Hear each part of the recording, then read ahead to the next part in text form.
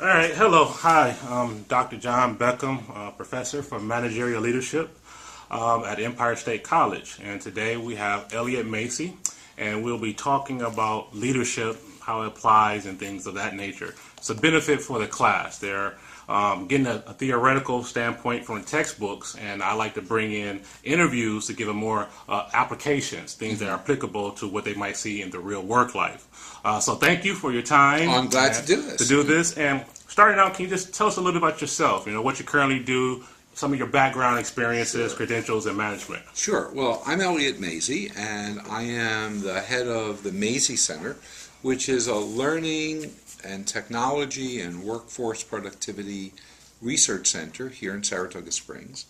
I'm also chairman of the Learning Consortium, which is a collaboration of about 245 organizations, many of whom are Fortune 500 companies, Walmart, American Express, JCPenney, some of them educational institutions like Empire State College and others. And we look on a continuing basis as how technology will create what we call affordances for people to learn better, to lead differently, to collaborate more intently. And so I am like Willy Wonka in a chocolate factory. I get to play and collaborate with great minds and great organizations and some really cool technology. Well, thank you, and thank you again for your time in doing this interview. And so, Elliot, when we talk about leadership styles, what is the first thing that comes to your mind? Well, I view leadership styles in two ways, and one way is I view them as flavors. I'm an ice cream kind of guy, so I view them as flavors. And the second is I view them as strategic choices. Now let me explain that. And it's going to be maybe different than if you talk to somebody who has a very sort of psychometric analysis behind them. What I mean by flavors is that I think we have our native flavor. I am, as a leader, who I am because I'm an American, because I'm a Jewish white guy who's 60 years old, who grew up in New York City, whose father was an entrepreneur, who's involved in social activism, and a variety of other elements. And that's my flavor, and I'm sticking to it, which means that a lot of what my leadership style is, it's not constrained, but it's certainly targeted by who I am. And when I work with other people, I'm inevitably asking, what's their flavor? And guess what? The very best leadership comes when you get a lot of different flavors around, and when we acknowledge that. Because, look, being all the things I just said, I interrupt people. I'm an interrupter.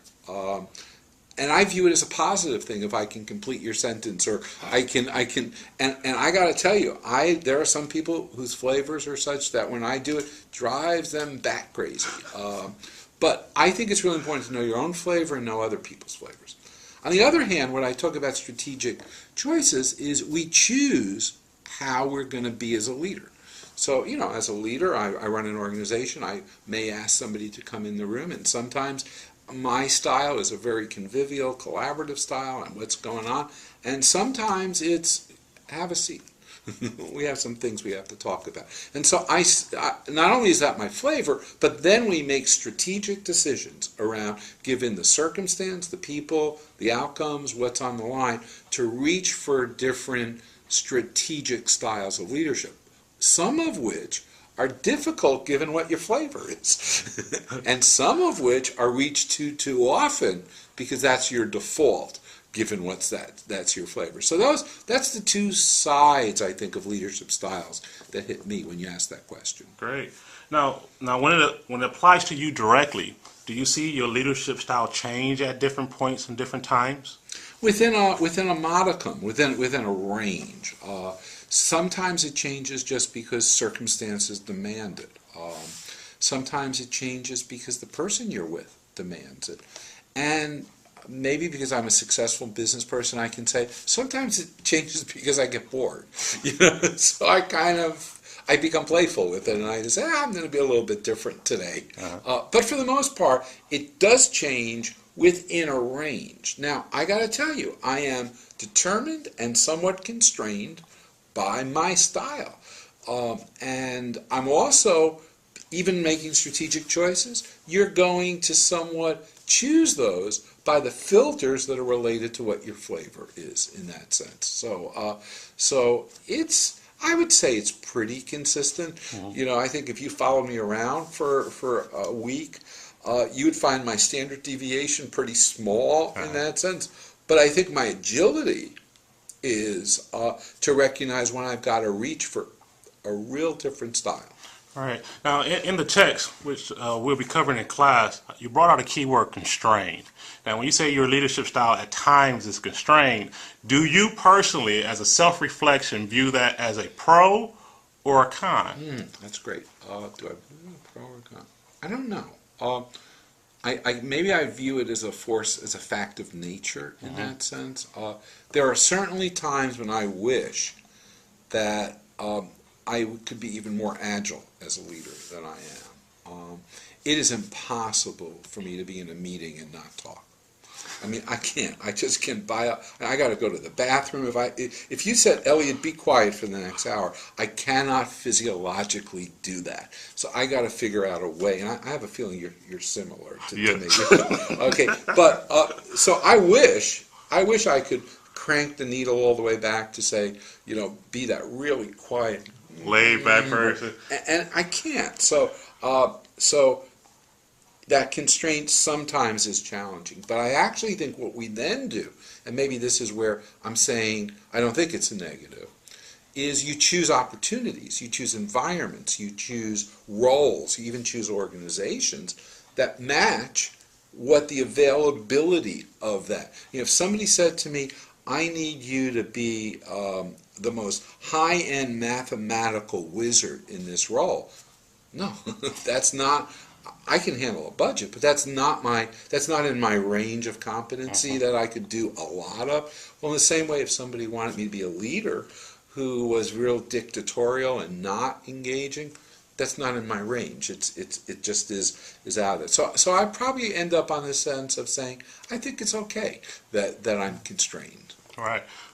Excellent. So out of this first piece here, when we talk about leadership style, I think the important takeaways that you have mentioned just in this first section of the interview is, number one, knowing your leadership style. Being able to look in the mirror and say, okay, these or this is my leadership style. That's number one. Then number two, based upon my leadership style, what type of organization or environment best suits a fit where I can thrive? Right. Excellent. And I think that's important for our students to know. Yeah. And sometimes it's then also which of my strategic choices. So if you kind of view them as, let's view them as almost like a manual transmission. Absolutely. Which gear do I go into in each situation? And, once again, I may choose sometimes to hit a gear that's not my favorite, but the situation calls for it. So I'll try to reach for that. Absolutely. Great. Let's talk about leadership as far as theory and practice. And the class is called managerial leadership, but they're two very different things. Right. You have leadership and you have management. Yeah. Do you think they're different or do you think they're the same? I think they're totally different. In what ways? I think management is getting a process done. I think leadership is how you optimize a person or a team. To be a manager, I have to be really process-oriented.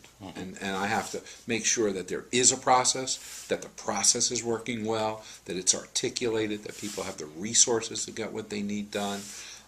When it's broken, I got to figure out where the clog is. Is it a people or a resource clog?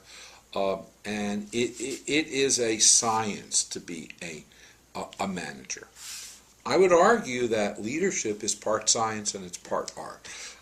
And I think it's also part dance and theater. It is now, how do I optimize either one person? So I'm a leader and you work for me. How do I optimize your performance? Or how do I get a group of people to work together real well? And how do I as a leader do that? Now, there are people who are really good leaders and really lousy managers. So the first thing that person knows is I better have somebody working with me who's a really good manager. I know people who are awesome managers and they're pretty crappy leaders. So they manage more from the process side, and if you really want somebody to optimize that team, they've got to find somebody and empower them to do that. So I see them as very distinct. I think people confuse them. Yes. I think we make a mistake when we hire. Are we hiring a leader or a manager? And I think the pathway to developing them is extremely different. Absolutely. Absolutely. So, if I'm hearing you correctly, talking about leaders and managers, a manager could be someone who maintains the status quo. It's a system, a process that's have already been developed, and it has the bottlenecks kinked out, and we know what the optimum performance needs to be. Where a leader is a person who can put together an organization or a team to lead this team or organization in a path that has never gone before. Right. And I 85% agree with that. But let's just make a little distinction. Okay. The manager, in my view, may also be the person who builds the processes. Okay. Okay. Where I think the leader comes in, it's a little bit different, is building the people. Gotcha. Okay, so so a good example is the manager can figure out, okay, here's how our restaurant's going to operate. We'll need people in these roles and the like, and we need to hire these folks. The leader is the person who comes in and says, okay, guys, the high school football game is letting out in 20 minutes. Let's all get there and let's do it. And how do you motivate people through that slam time? So it is for me. It is really optimizing the potential of individuals and optimizing the function of a team within a process. Yeah. Understood. Yeah. Yeah. Which brings me to a poll question that I've been asking the class. Are leaders born or are they made? I don't think they're born, but I think they're developed from childhood. Okay, elaborate. Okay, meaning I don't think it's DNA, I don't think it's IQ, I don't think it's genetics. But I actually think your belief about people starts from childhood. So when I've gone around and I've interviewed some of the world's best leaders from my point of view, I've inevitably asked them to tell me about their parents. Tell me about their teachers growing up. Tell me about their athletic coaches. Tell me about their early managers. So I think we grow a leader.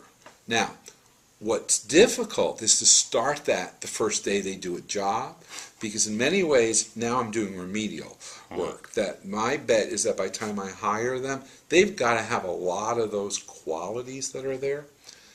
If they don't, then we need a plan. And I think you can take somebody who wants to be a leader, who isn't broken, who's got other competencies and skills, and I think you can build up their leadership, but then they need to have some theory, they need to have some coaching, they need to have some feedback, but it's way better from my point of view to hire somebody that has those elements and to credit, when the credits roll, to say thank you to your parents, thank you to your brother and sister, thank you to your coaches, your rabbi or your minister, or thank you to all those people who helped you learn what it's like to lead and be part of effective teams.